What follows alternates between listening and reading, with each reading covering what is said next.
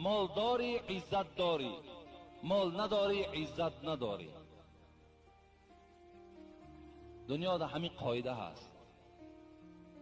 برای چی سخنهای حضرت سعدی را فراموش کردیم؟ من برای شما خوانده بودم امروز خلق خیش به سیم و بزر کنند.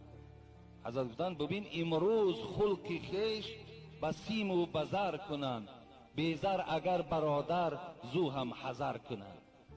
حتی برادر جانیش هستی، یا گویم برادری که از یک مادر یک پدرش هستی، پول نداری تو برادر اون نیستی. امروز در همین تجربه حیاتی های شما نده همت میدانین که در خانه های وجود دارد که یک بچه دولت دارد، بچه دویمش دولت ندارد. همون پدر مادر با دولت چه دوست میدارد، کم بغل چه دوست نمیدارد. همین شما نمیدانین، همت میدانین. همون برادر دولت دار گپی او سخنی او تاثیر